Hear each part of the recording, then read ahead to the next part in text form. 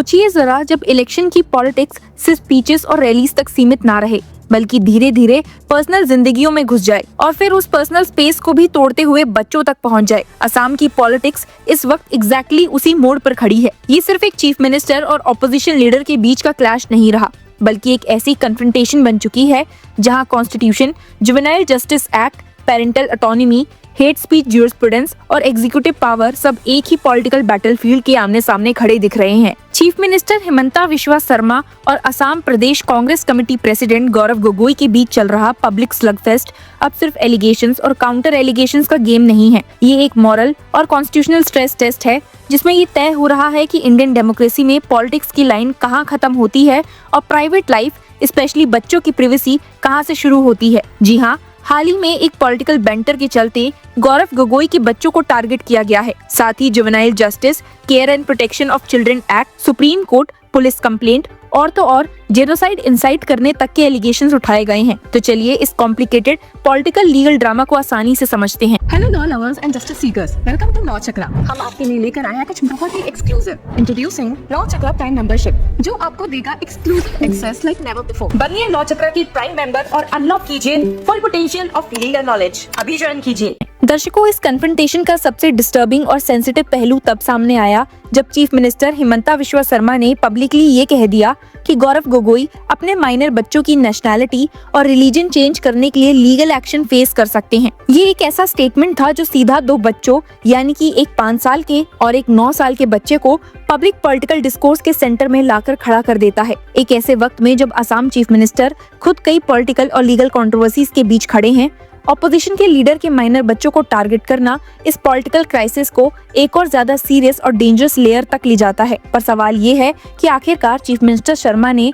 बच्चों को लेकर जुवेनाइल जस्टिस कोर्ट जाने की बात क्यों उठाई और ये मुद्दा आया कैसे। पॉलिटिक्स में अटैक्स और काउंटर अटैक्स नई बात नहीं होते, पर जब असम चीफ मिनिस्टर ने ये कहा कि वो जुवेनाइल जस्टिस कोर्ट का दरवाजा खटखटा सकते हैं ताकि क्लैरिटी मिल सके कि क्या पेरेंट्स को अपने माइनर बच्चों की रिलीजन या नेशनैलिटी चेंज करने का अधिकार है या नहीं, तब ये कंट्रोवर्सी नॉर्मल पॉलिटिकल रिटोरिक से बाहर निकल गई। ये कोई रूटीन काउंटर नहीं था, ये एक ऐसा रिमार्क था जिसमें डायरेक्टली उन बच्चों को पब्लिक स्क्रूटनी और डिबेट का हिस्सा बना दिया गया। ये वो बच्चे हैं जो कॉन्स्टिट्यूशन की नजर में वल्नरेबल सिटीजन्स हैं, जिनके लिए juvenile justice, care and protection of children act का बेसिक पर्पस यही है कि उन्हें एक्सप्लॉयटेशन, अब्यूज और अननेसेसरी एक्सपोजर से बचाया जा सके। चीजें तब और ज्यादा एक्सक्लेट हो गई जब गौरव गोगोई ने शार्प रिस्पांस देते हुए कहा कि स्टेट गवर्नमेंट ने उनके बच्चों के पर्सनल डिटेल्स पब्लिक डोमेन में ला दिए हैं। गौरव गोगोई ने कहा कि अगर जरूरत पड़ी तो इस मुद्दे को दिल्ली में जुवेनाइल जस्टिस एक्ट के तहत उठाया जाएगा। लेकिन इस वार्निंग पर पीछे हटने के बजाय चीफ मिनिस्टर शर्मा ने उसे ओपनली वेलकम किया। शर्मा ने कहा, if Gaurav Gogoi goes to juvenile justice court, I welcome it. The debate will become wider. There will be a clear decision on whether parents can convert a child's religion from Hinduism to Christianity. यहीं से यह मामला एक personal political clash से निकलकर एक dangerous constitutional president का सवाल बन जाता है। गौरव गोगोई ने कहा, In June last year, I myself informed authorities in New Delhi about my visit to Pakistan. I went there with my wife and all information is with the Modi government. उनका ये भी कहना था कि 2014 के विजिट के बाद passport भी सेंट्रल गवर्नमेंट को सबमिट किया गया था। मतलब उनके मुताबिक ये कोई सीक्रेट विजिट नहीं था, बल्कि फुल्ली डिस्क्लोज ट्रैवल था जिसके रिकॉर्ड सरकार के पास मौजूद हैं। इसके बावजूद सीएम शर्मा ने एक्स पर एक और एक्सप्लोसिव सवाल डाल दिया, इस बार गौरव गोगोई के टक्सीला विजिट और वीजा कंप्लायंस को लेकर। रावलपिंडी डिस्ट्रिक्ट और पाकिस्तान आर्मी के GHQ का रेफरेंस देकर इशू को और ज्यादा सेंसेशनल बना दिया गया। सीएम शर्मा ने पोस्ट में लिखा, Takshashila is not located in Islamabad but in Rawalpindi district Punjab. फिर उन्होंने सवाल उठाया, if his Pakistan visa explicitly permitted travel only to Lahore, Karachi and Islamabad, how did he visit Takshila, which lies outside Islamabad capital territory and squarely within Rawalpindi district? आगे उन्होंने लिखा, so the question is simple, factual and legitimate. Who facilitated his movement to Takshila despite the apparent absence of visa clearance for Rawalpindi district? इस political storm के बीच में सबसे alarming development था BJP Assam unit का वो video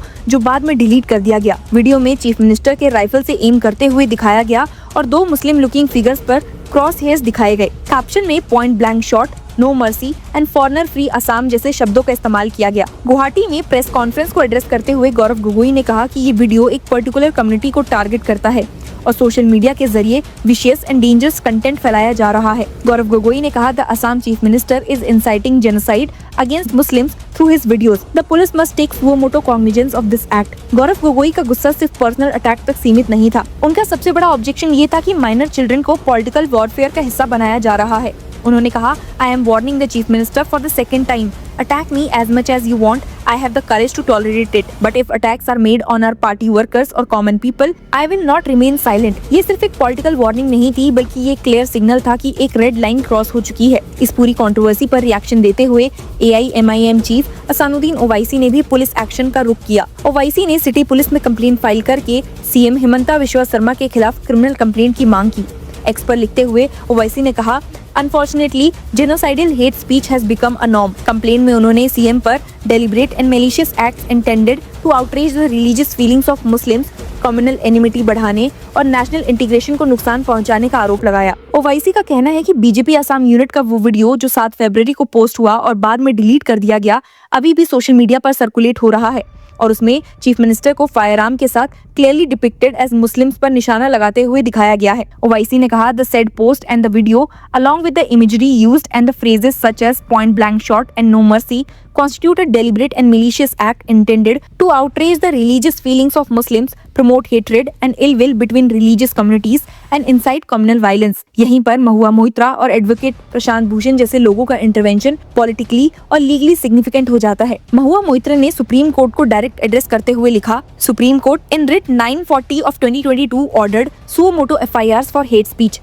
Please let us know what more this man needs to do for you to wake up। ये reference सीधा supreme court के उस जूरिस्प्रूडेंस की तरफ इशारा करता है जहां कोर्ट ने कहा था कि हेट स्पीच के केसेस में पुलिस को बिना कंप्लेंट के भी एक्शन लेना चाहिए। असम की पॉलिटिक्स में पहले भी शार्प रिटोरिक देखी गई है, लेकिन इस बार जो हो रहा है वो एक डेंजरस टेम्पलेट सेट करता है। जब एलिगेशंस का जवाब फैक्ट्स और ड्यू प्रोसेस से कम और फैमिली डिस्क्लोजर्स, रिलीजियस इंसिनुएशंस और कम्युनल इमेजरी से ज्यादा दिया जाए तो डेमोक्रेसी का टोन ही बदल जाता है। जब एक चीफ मिनिस्टर ये कहता है कि कॉन्स्टिट्यूशन पेरेंट्स को माइनर्स के रिलीजन या नेशनैलिटी चेंज करने का अधिकार नहीं देता, तो वो एक कॉम्प्लेक्स कॉन्स्टिट्यूशनल इशू को ओवर सिंप्लीफाई करता है और उसके जरिए अपने पॉलिटिकल ओपोनेंट को क्रिमिनल सस्पिशन के दायरे में लाने की कोशिश करता है। अगर कोर्ट्स इस मुद्दे पर आते हैं तो सवाल सिर्फ गौरव गोगोई के बच्चों का नहीं होगा। सवाल ये होगा कि क्या इंडिया की डेमोक्रेसी में रूलिंग एस्टेब्लिशमेंट अपनी पावर का यूज करके ऑपोजिशन लीडर्स के प्राइवेट फैमिली डिसीजंस को क्रिमिनल लेंस से देख सकती है?